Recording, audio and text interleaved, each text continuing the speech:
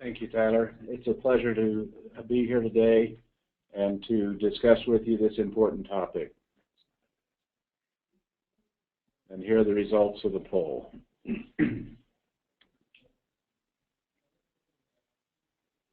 It looks like we have 24% listed administrator, 12 as physician, 19 in nursing, 39% in technical IT, and 7% as finance. That's great. Thank you, Tyler.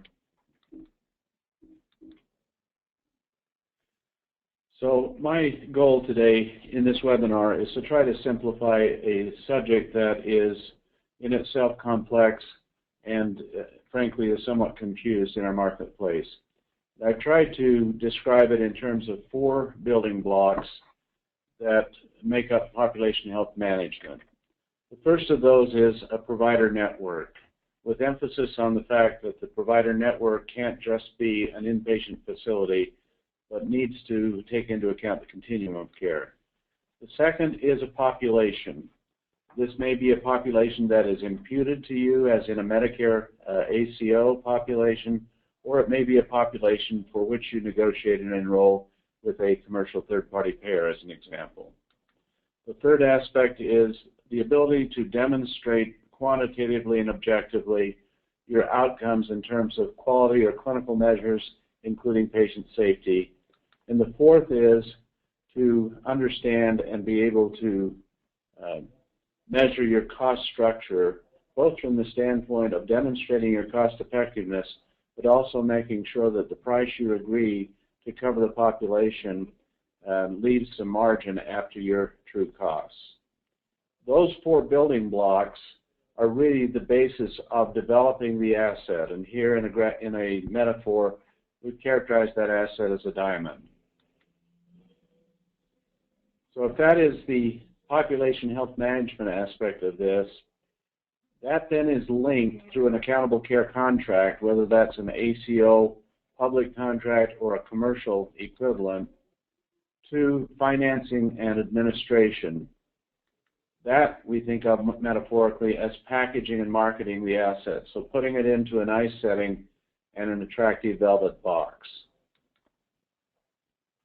If we then look at that in the context of the payment environment, there really are 4 things that a provider sponsor of an accountable care solution must think about.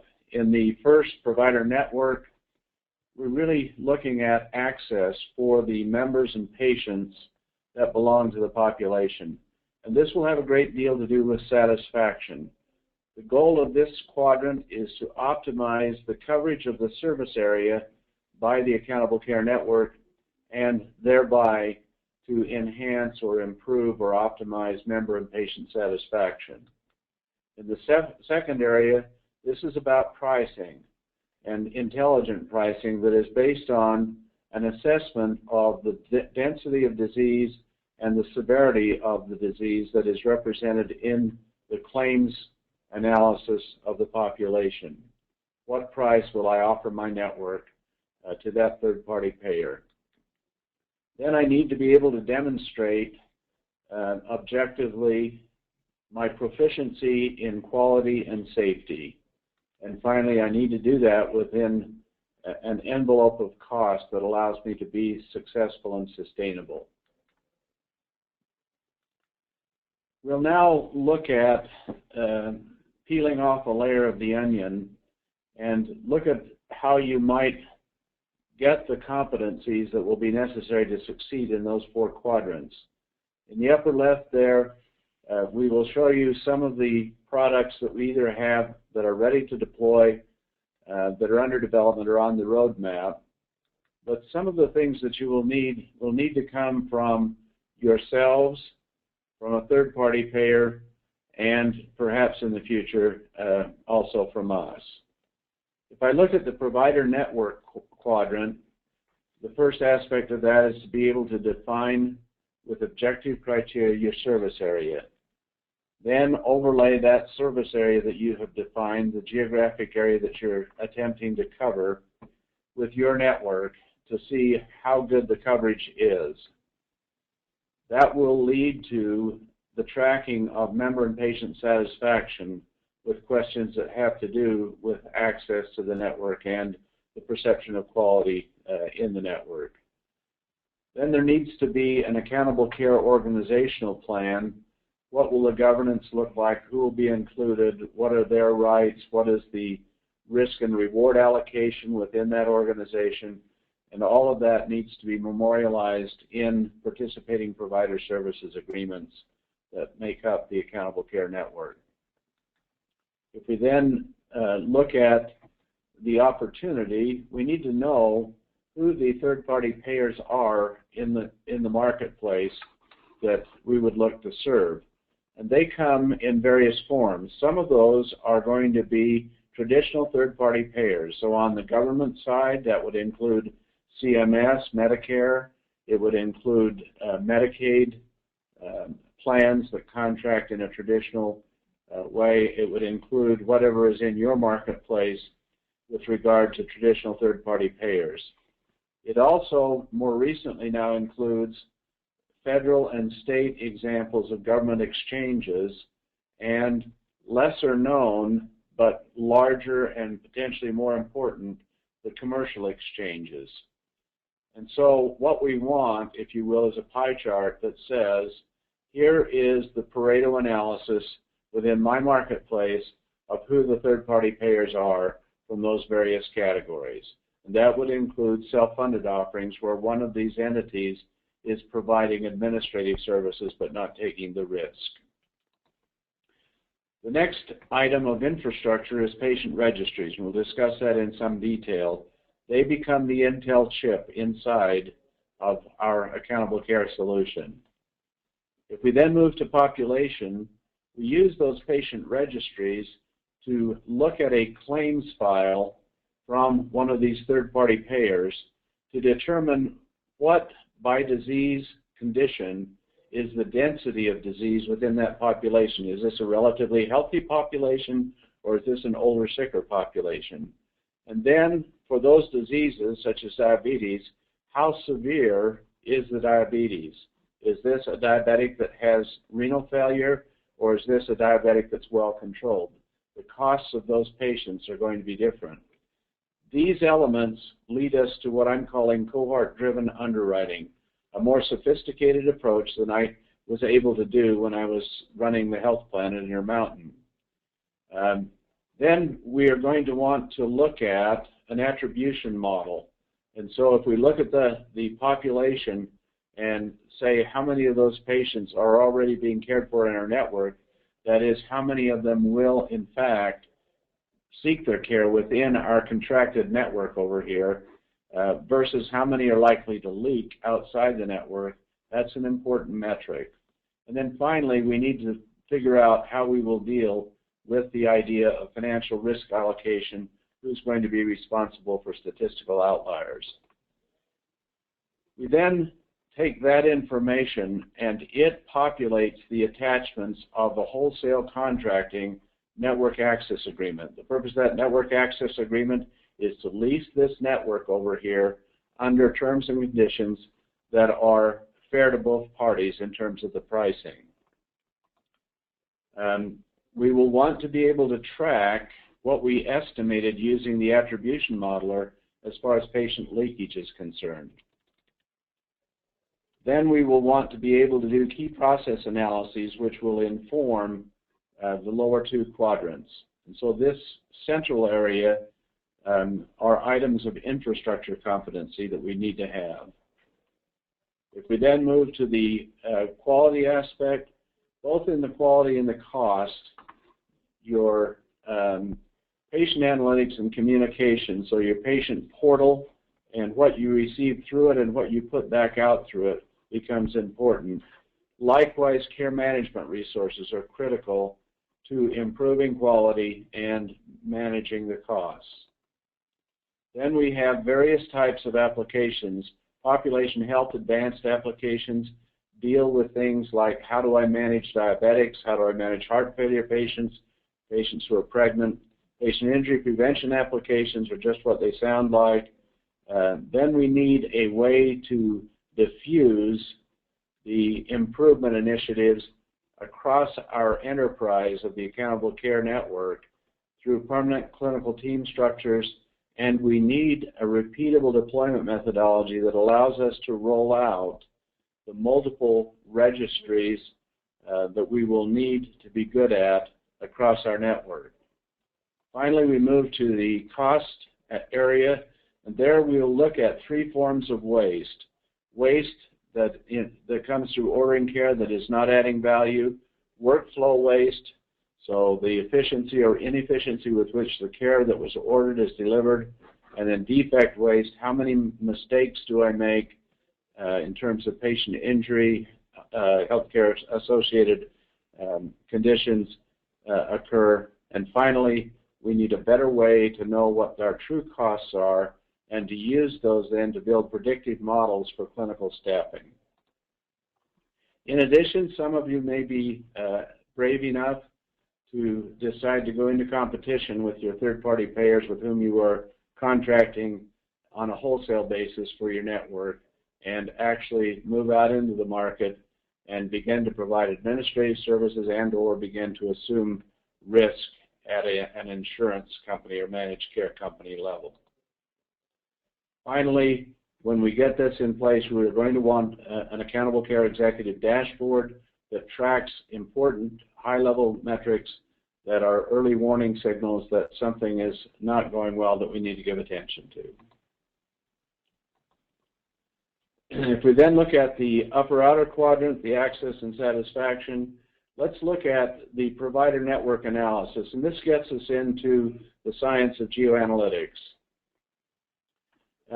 In mapping programs, the idea is to take various layers that you can integrate into a mapping system that provide useful information as they overlay various pieces of this. So I've just listed out, and won't go through them in detail, some possible layers that could be integrated with a mapping program. We've taken the first of those, the geographic medical region layers or healthcare regions, from the appendix of the Dartmouth Atlas, and we've just imposed those here over a particular area here in Indiana. And you can see these medical regions are defined, some of them around counties, some of them around larger geographic areas. Now we need to be sure as we begin to build a network to provide service within one of those or one or more of those geographic service areas, we need to remember that we are going to have to cover in the near term at least the near end of the continuum of care. So these are data from 5 years from the innovation project of CMS, and Medicare, Dr. Jack Winberg, who is the author of the Dartmouth Atlas, has done studies to show that as goes Medicare, so goes commercial, and so these apply even though they are Medicare data. And you can see that if you take these three venues of care, you're accounting for about 3/4 of care. But if you only take inpatient, which we've traditionally done because that's where the data have been available, you see all that you're neglecting here with regard to outpatient and clinic care. So here is a health services network of facilities. Some of them are acute care hospitals, some of them critical access, and one of them is a children's hospital. If I then take that network and overlay it with our one layer input, here's the kind of integrated look that you get. And you can see we're well covered in the yellow area of the Indianapolis healthcare region. Likewise here, we have coverage in one aspect of this. Now, I would like to bring in the population, the Census Bureau data, to see whether this is all farmland or whether there are people there. If there are people there, I'm not covering that area all that well. Similarly, the analysis here. Now here I've got somebody in the corner of an area that I know is populous. That's something of an orphan, if you will. And so this kind of geoanalytics analysis, as we're building this application, we're trying to score it and say, on a scale of 1 to 100, how well are you covering the geographic service area that the payer is looking to sell healthcare coverage and health benefit programs in. So a poll question: how well do you feel your current network of physicians and facilities covers the geographic service area of the third payers with whom you want to contract? All right, we've got that poll question up. We'll leave this up for just a few seconds, give everyone a chance to answer it. Leave this up for just another 5 to 10 seconds.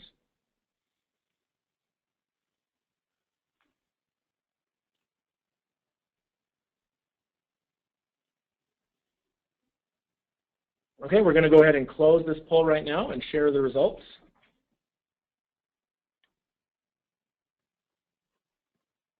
So a nice bell-shaped curve, and not surprising. This is a difficult area, but it's an extremely important area. When we did this study at Intermountain, it began to inform and guide our strategic decision-making. So an important area for us all to take account of. If we then move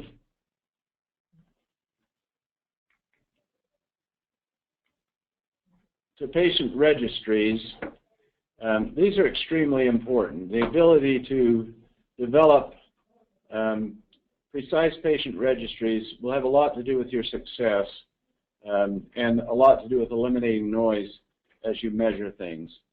They become the Intel chip inside of population health management or accountable care because they form the basis of what we call essentials layer applications. So these are basic internal reporting metrics that you need to do, and by having good registries, you can transform your analysts from hunters and gatherers into data analysts, and it will free up resources that you need to address other quadrants. Second, it, as we mentioned, becomes the basis of population evaluation.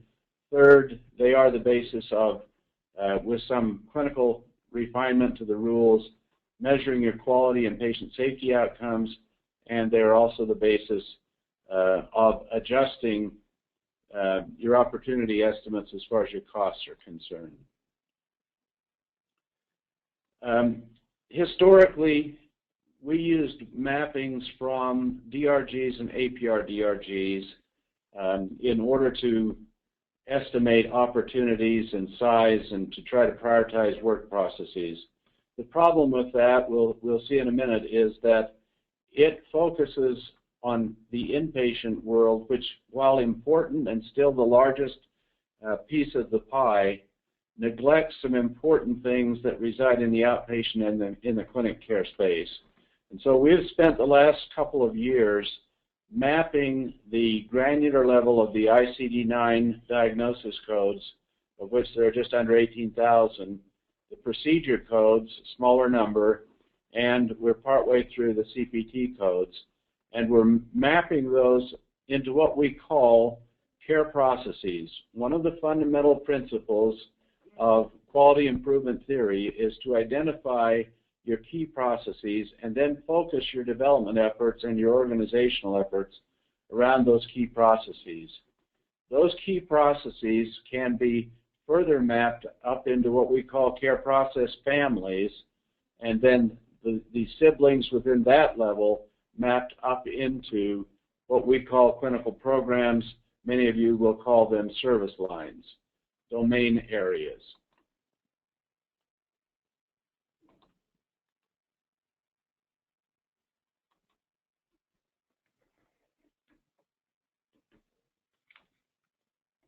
That process looks like this in terms of the working level. Here are ICD-9 codes.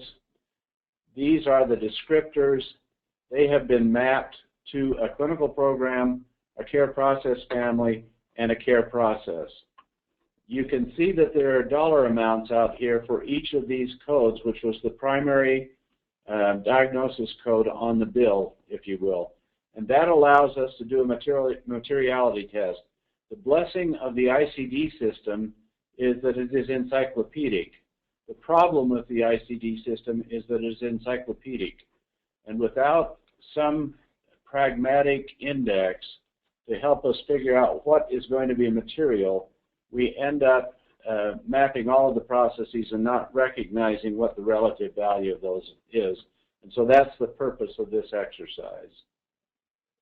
Now, what do we learn from that?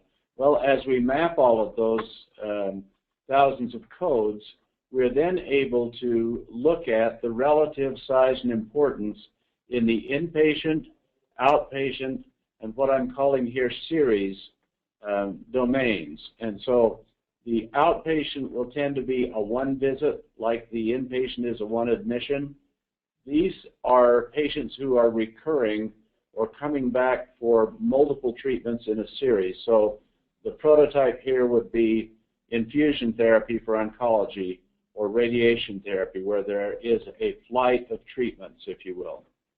Now notice that if we were to prioritize only on the green part of these stacked bar charts, we would make different decisions than if we added the outpatient in. You see that the outpatient causes hematology oncology to move to number 1, where it would have been number 3 or 4. And so bringing that outpatient aspect in is very important as we try to do population health management. We are working right now on bringing the clinic care data in so that we have all 75% that we talked about earlier. If we then say, so what comes out of all of that, and we use this cardiovascular example, here is the clinical program level, here are the various care process families all the way down, and here are the care processes within each of those care process families. If we sum all of those across all domains, there are 12 clinical programs, 92 of the care process family at the ischemic heart disease level, and 455 of the most granular elements in the hierarchy. Once we have those registries defined by those mappings, we get almost for free, because of the architecture in our system, multiple reports with standard metrics like length of stay and cost per case and those kinds of things across these various applications. So that turns loose and frees up your analysts who've been spending 2/3 of their time hunting and gathering data to analyzing the data or helping implement these advanced applications.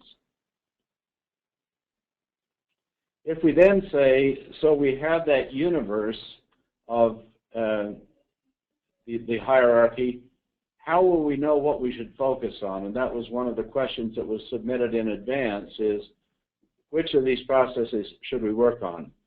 And fortunately, an Italian by the name of Alfredo Pareto comes to our rescue. He is more famously known as the 80-20 rule. And here's an analysis in which each of those processes and their contribution in terms of dollars is represented by these blue dots along this axis. And then this first blue dot is added to the second one to get us this cumulative Pareto analysis. The important message here is that 10 of those care process families account for just over 1/3 of our opportunity, and 40 of them account for 80%. So I don't have to be good at all of these things. I do need to be good at more and more of these things. If I look at that graphically here with our cardiovascular example, I've now shaded in green the clinical or the care processes that made the cut in that Pareto analysis in each of those care process families. Notice that I have care process families down here that don't make the cut, that I would not want to focus on if I were trying to get maximum ROI. And you can see we go from 12, 92, and 455 to 12, 40, and 168, more manageable.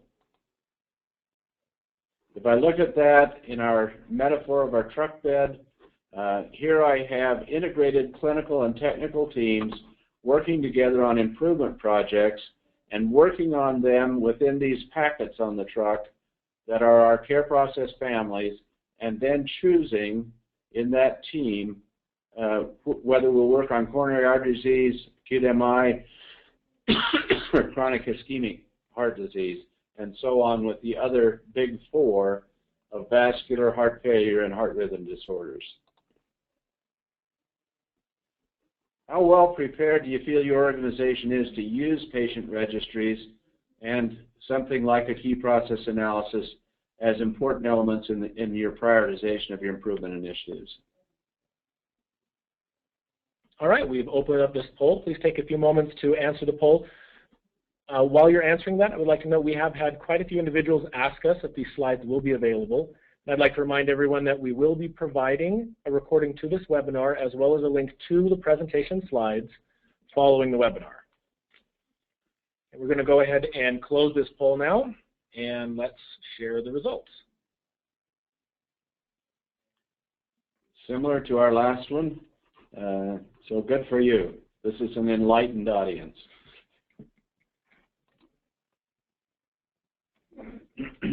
Let's move then to the second quadrant and see how we might use those disease registries to do a more sophisticated analysis than my actuary was able to do in Select Health at Intermountain using traditional actuarial methods.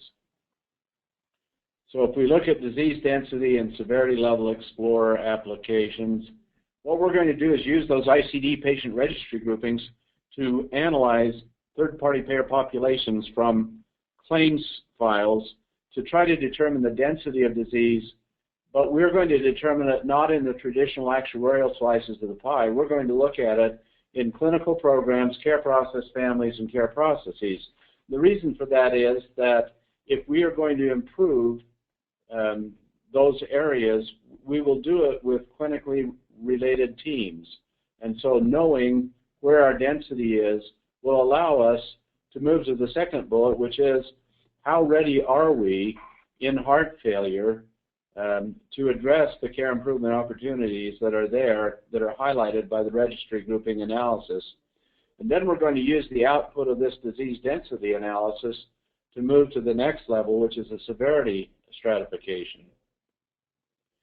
In this step, we will apply a risk stratification framework, and right now the ones that we have under evaluation that seem the most promising because they are ICD-based are the Charlson-Dale Comorbidity Index and the CMS-HCC, which CMS uses to determine the payment level and, if you will, set the bar that you must achieve in order to have something left over as a reward.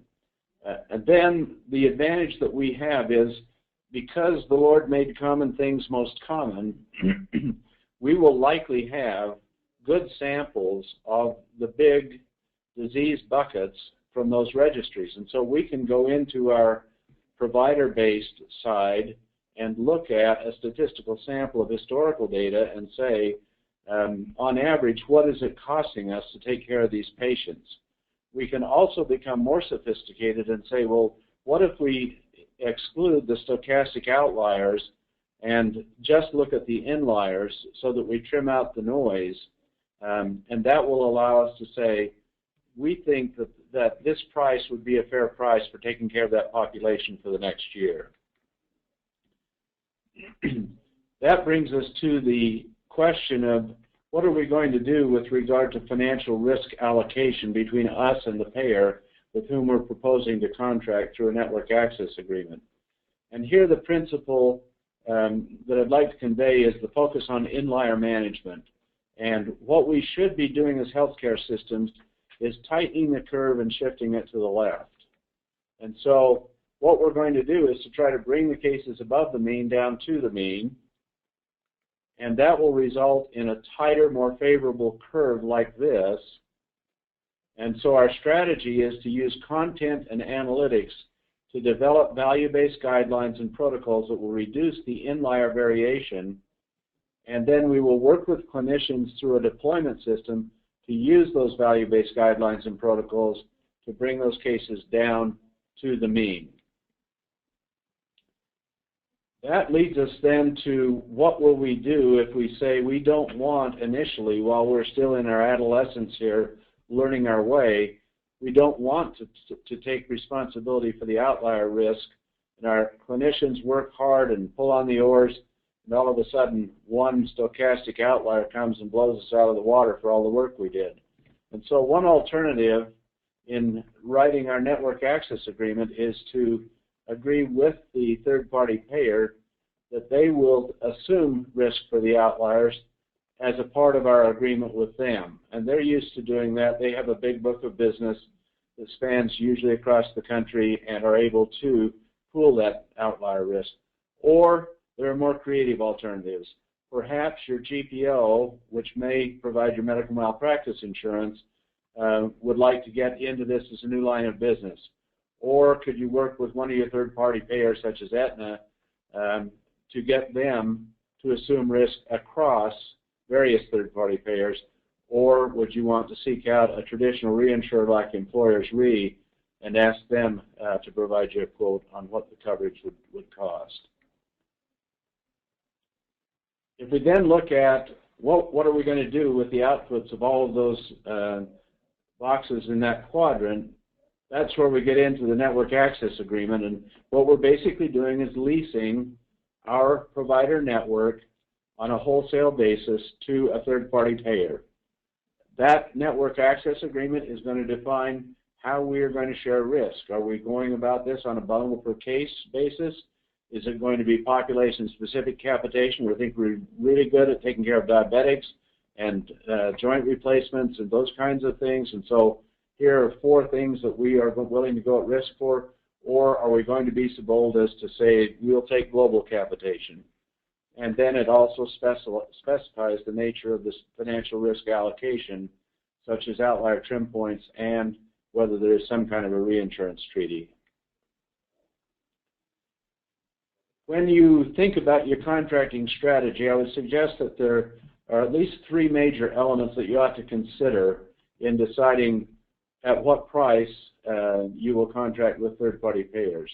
The first is, how large is the payer? And that goes back to our market analysis of the payer market. How much volume do they have that they could bring to your network? Second, how directable is that volume? So if you have a PPO that only has a 5% differential between in-network and out-of-network coverage, that is not going to be a very strong incentive for them to use your network, and therefore you're not going to want to give them as steep a discount. On the other hand, if they have an HMO with a lot of volume in it, that's going to be typically 100% penalty if they go outside, and so it has strong directability. And third, how aligned is the payer with your network? So what proportion of the network offered to members of the payer's plan does your accountable care provider network represent? That is, how exclusive is the contract with your network? So then the next question is, how well prepared do you feel you are to evaluate the risk of sharing financial responsibility for managing defined populations? All right, we've got our poll up. The opportunity to take that. We'd also like to remind you that you can ask questions by typing in questions and comments into the questions pane of your control panel. We will address those in the questions and answers portion of this webinar, and any questions that we're not able to get to during that time, we will answer after the webinar. We'll go ahead and close the poll now, and let's share the results. A little shift to the right, and not surprisingly, this is an area that isn't right in the wheelhouse of provider organizations.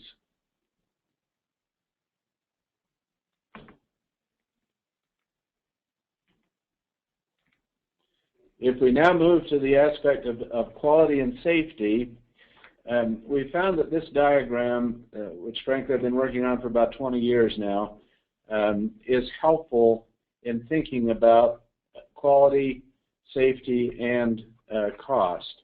And this is the anatomy of healthcare. And so there is a flow of patients through this schema, either entering the system because of something abnormal on a screening exam or the development of symptoms.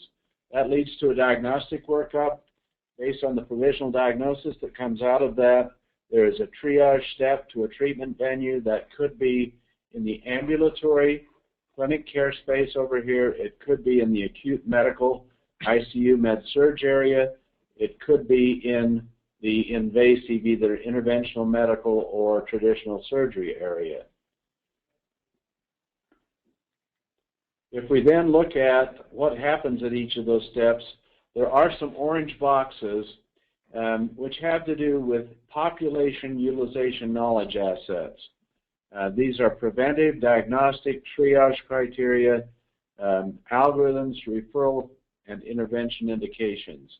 And so deciding, for example, who should be screened for what, who gets a colonoscopy, who should have mammography, those are decisions with regard to the ordering of care that adds value or does not add value and is therefore wasteful. How often should patients with diabetes be seen in the clinic?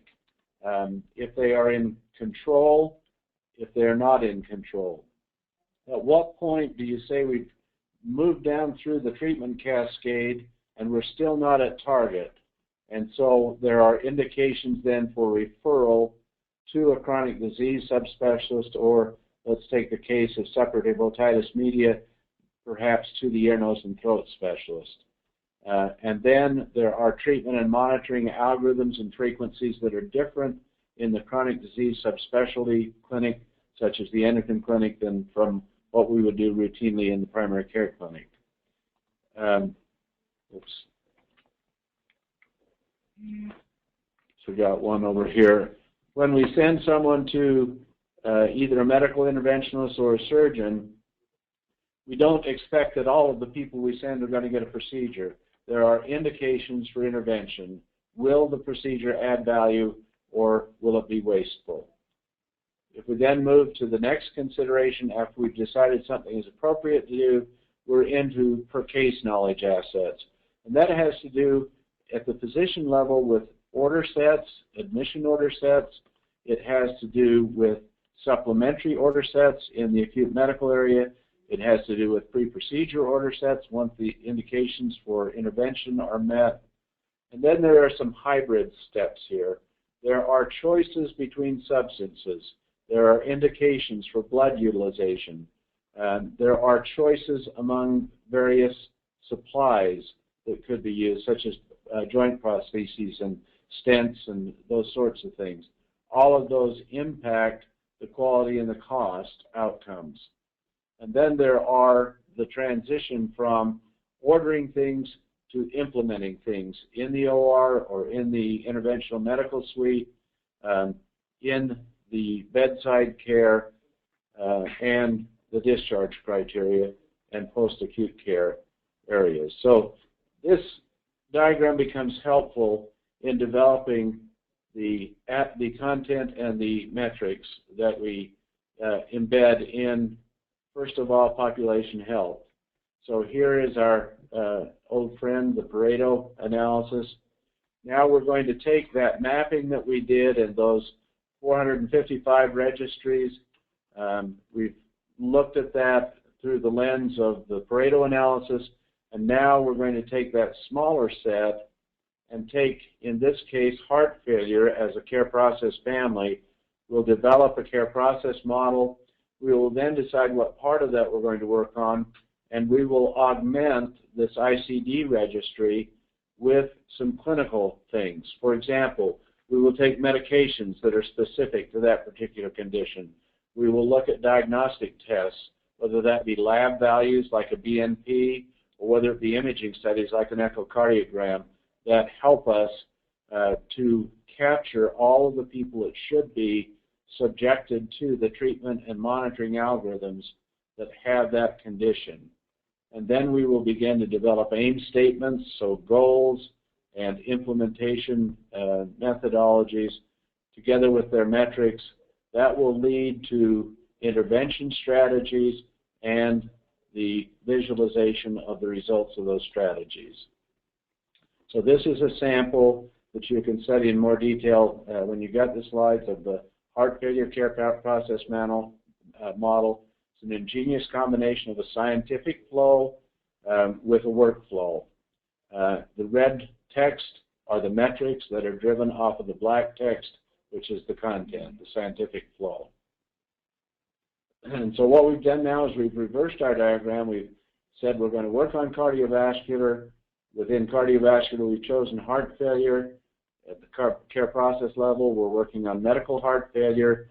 Within that, we've said we're going to look at systolic dysfunction, those who have an ejection fraction of, you choose your number, less than 45, less than 40. And then we're going to build out aim statement packets, so goals and implementation tools. And in that aim statement packet, I'm going to include two things. I'm going to include knowledge assets from the anatomy of healthcare, such as what is my compliance with beta blocker therapy where it's not contraindicated. But I'm also going to take responsibility for regulatory and accreditation goals. So in the readmission reduction program from CMS, we're going to look at building systems to reduce heart failure readmits. And here is a visualization for those readmissions, looking at the various parameters which have been found through research to make a difference in terms of reducing those. Here we're looking at 30-day, 90-day, and so on readmits, and here's our trend over time. If we look at the other part of this quadrant, which is patient safety, there's a similar schema here. I'll hit the tops of the waves as we're running a little short on time. Here are the CMS criteria. We've done some analysis to say what's the relative importance of the various patient injury categories. Aim statements, again, a little different flow chart for these. An analysis of which units this applies to. Then what are the criteria for deciding whether we intervene? How do we redesign our process? And what are the metrics in terms of tracking the outcomes? Here is straight off the Medicare website, the inclusion criteria.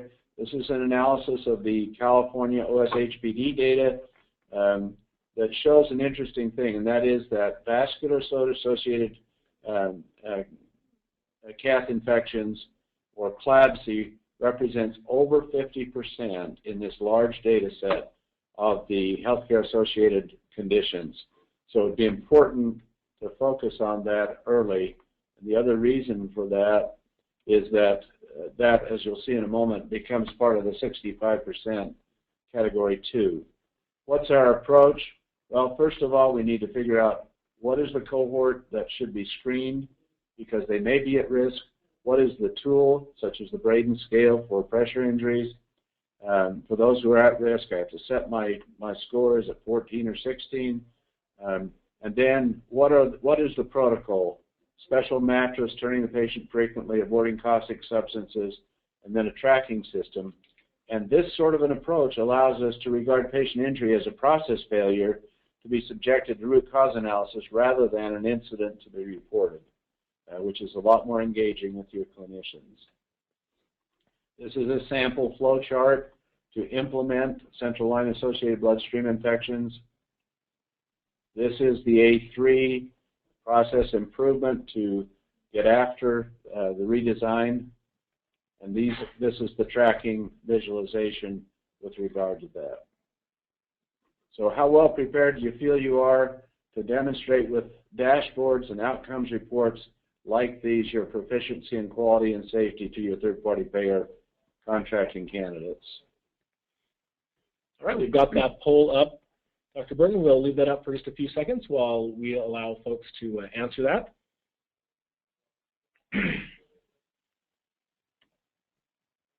All right, we're going to go ahead and close that poll, and let's share the results. Good.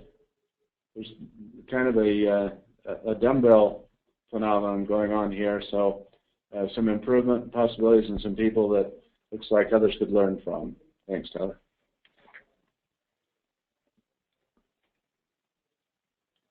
So let's move to our final area, which is waste reduction and our cost structure.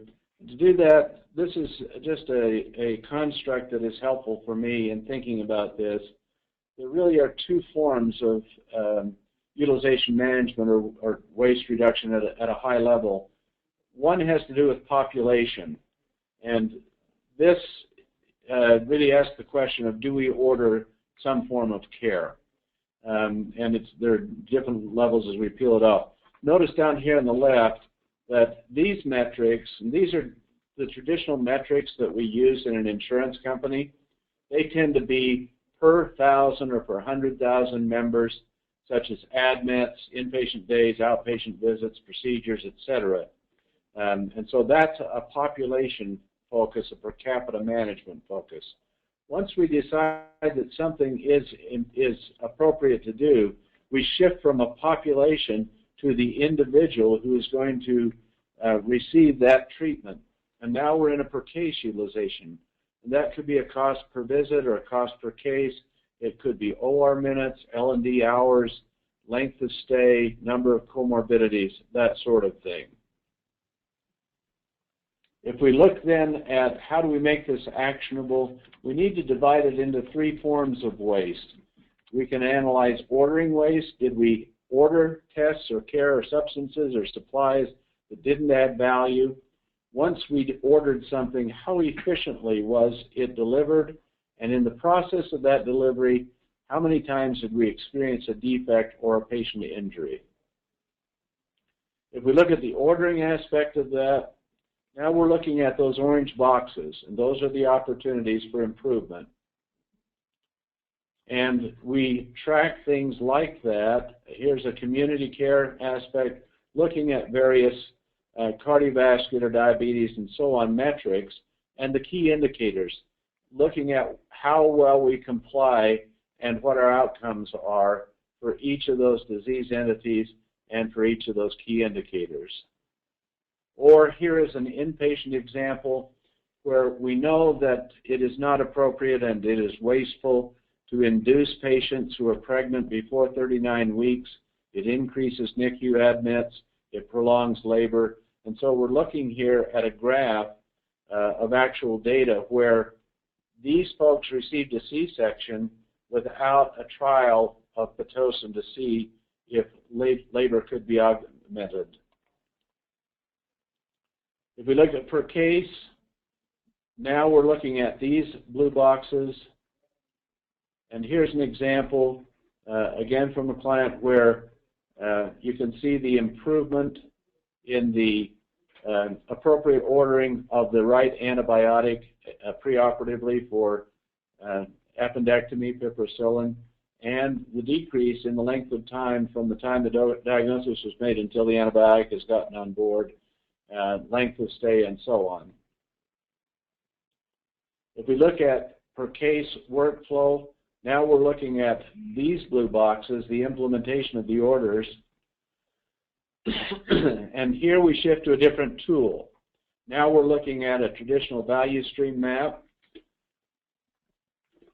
and the storm clouds represent the intuitive opinions of the people who helped put this together as to where the opportunities lay, and we're going to focus in on this particular aspect, cycle times, from the time the case was finished until the next case was brought into the room. This is a similar value stream map now drilled down, and we found that the problem, in fact, was the notification of the cleaning crew that the room was ready to be cleaned. If I then look at the relative contribution in the per case area, this is very preliminary, but it looks like about 40% of the opportunity is in standardizing and reducing the variation in what was ordered within the case, so ancillary tests, medications, etc.,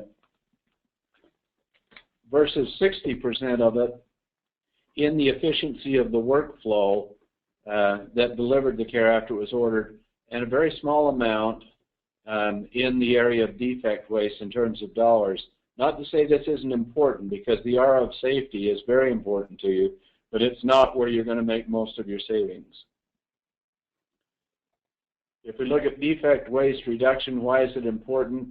Well, we looked at CLABSI, and central line and catheter-associated infections are going to make up 65% of the penalties, if you will.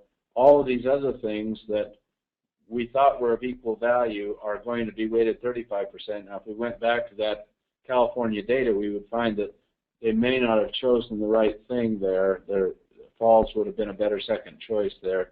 But it is what it is, and here's what's at risk. So here we are in 2014, and you can see the penalties in those areas that we're talking about in terms of workflow and patient injury. So how well prepared do you feel you are to improve your cost structure by reducing the 3 forms of waste so that you are financially viable? I apologize, I don't have this poll question prepared at this time. Okay. We will provide this in the survey afterwards. Okay. So by summary, we need competencies in 4 areas. We need to be sure that we have good access and therefore member satisfaction.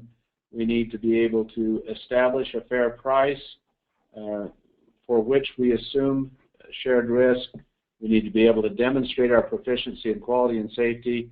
We need to be able to demonstrate our cost effectiveness and also our internal evaluation to make sure that price minus cost leaves something over to keep our system in business. Thank you very much. All right. Well, before we jump into questions, Dr. Burton, we do have 2 passes to give away to the Healthcare Analytics Summit we'll be holding on September 24th and 25th. The first is a pass for a single registration, and the second is a pass for a team of 3. And before we do this, I would like to mention that registrations so far have exceeded our most optimistic expectations, coming in at 3 times our best case scenario. So much so that we're now scrambling to find extra space, because at this rate, we would run out of passes by the end of July or early August, which is 2 months ahead of time. So we do have these passes to give away. We're still going to offer these free passes to you. But we would simply ask that you enter the contest, this drawing, if you are confident that you could travel to Salt Lake City on those dates, so we maximize the chance that the winner can, in fact, come. So the approach is simple. I'm putting a poll up right now. If you'd like to be entered in the giveaway for the single ticket pass, please respond to the affirmative. Again, if you are confident that you can attend the summit on those dates, we will announce the winner from this random drawing in the follow-up email. We'll leave this open for just a few more seconds.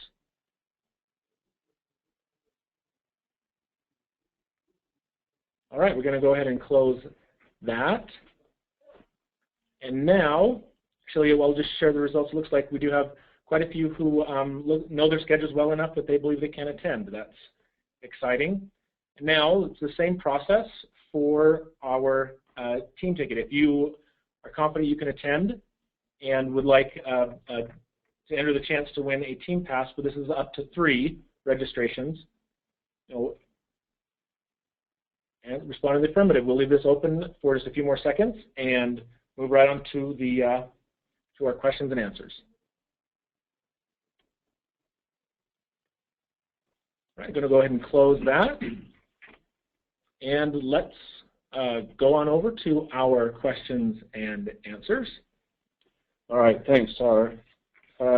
Question from Dale. Are you seeing health systems at least educating their employed physicians about their role in the new healthcare reimbursement environment? As I've traveled around the country, I'm not seeing this level of integration happening. I know Kaiser has done a lot of training with their physicians. How important do you think this piece is for health systems to actually manage populations? So it's a great question. And there is an illusion, and it's been around for at least my 40 years in healthcare, that there is a magic bullet somewhere out there, and it's a technical bullet, and if you just implement the software, everything's going to go well. The implementation of the software is actually probably the easiest of the 3 essential elements. So we think in terms of 3 systems. One is the measurement system, which is critical because it helps get engagement and it helps you be objective about what you're doing. The second system is content. You have to know what you believe value-based care is. The third system, and the hardest system, is deployment. How do you organize improvement teams, make them permanent, and develop a scalable process that you can use over and over again to implement the number of improvement initiatives that you will need to. Physician engagement is absolutely critical to the ordering of care. So all of those orange boxes and the blue box order sets the scientific flow, the reduced variation in orders, the physicians are the ones that are going to do that. And so if they're not engaged, if they're not educated, if they're not on board, and frankly, if they don't have some skin in the game in your systems, you're probably not going to be wildly successful. The other group not to overlook is your nurses and your other clinical operations personnel like your therapists, because they are critical in the workflow and the patient injury aspects of this. And so it takes integrated teams, and your administrators are also critical because they are the ones that can bring down the barriers as far as human resources, et cetera. So that's the first question. Denise had a question. What is your expectation for premium changes in year 2? And I'm assuming we're talking about year 2 of the Affordable Care Act. Is this balanced by initial highly acute enrollment offset by moderate enrollment thereafter? I think that we will see continued increases, possibly double digits as we go forward. The timing of that is going to be a bit dependent on what happens with the things that have been delayed, like the employer mandate. The thing that, in my judgment, is gumming the works up the most is the mandated minimum benefits.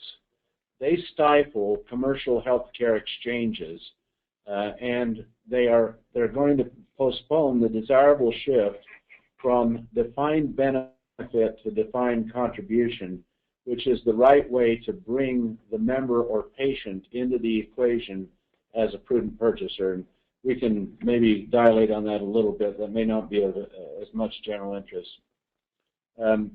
Another question, what impact is expected on Medicare Advantage plans? This is a very strange situation. The impact is negative. There is a specific aspect of the ACA that reduces payment to Medicare Advantage plans. And it's the exact opposite of what public policymakers should be doing. They should be creating incentives rather than penalties if affordable care is the goal. Now, if the real objective is a single-payer system through a back door, then reducing payments to these folks that have been more effective in enrolling Medicare members is understandable. Dr. Burton, we have time for 2 more questions. We'd like to remind everybody that we do not get to your questions at this time, that we will respond to you directly and answer your questions after the event. So here's a question. Do I feel that the ICD-10 will have a positive, negative, or neutral impact? I think it's going to be positive. I actually used the ICD-10 framework as the construct for doing the mapping that you saw the results of. Frankly, there are a lot more codes. A lot of the codes are not going to be particularly impactful because they talk about left and right and things like that. But I haven't found anything that doesn't help clarify things that were ambiguous in working pretty extensively with the ICD-10s. I'm glad that we had a delay of a year. I think it will allow us to do a more responsible transition, but I think they're going to be positive. Last questions. What are your recommendations for building population health management into specialty practices? Some low-value diseases require subspecialty disease management, but if managed through these specialties, do not benefit from the infrastructure and manning that have been built into medical homes. So I think my response to that, Anthony, would be that if we build the infrastructure right, which we hope we've done in the way we've built our architecture, the same infrastructure will support a patient-centered medical home as well as a referral care practice. And the principles really should be the same. Registries are the key to both aspects of this. Same inlier and outlier principles apply to specialty and also as they do to primary care, patient care centered homes. So if we do it right, population health management should work across the continuum, whether it's in primary care or specialty care within the clinic care space. All right, well, thank you, Dr. Burton. Before we close the webinar, we do, in fact, have one last poll question. We have had many individuals ask to learn more about Health Catalyst, and in previous webinars, we've asked for your interest in learning more in the post-webinar survey. We've received feedback that this has caused some confusion. So in the vein of responding to feedback, we are asking this question, separate from the post-webinar survey. So how interested are you in a demonstration of health catalyst solutions? You're very interested somewhat. You're not sure, not interested. We'll leave this up for just a few seconds. And while this is up, we'll just let you know that shortly after this webinar, you will receive an email with links to the recording of this webinar, the presentation slides. We'll give you the poll question results and also the names of the winners of the Summit ticket giveaways. We're going to go ahead and close the poll question now. And on behalf of Dr. Burton, as well as the folks at Health Catalyst, we want to thank you for joining us today. This webinar is now concluded.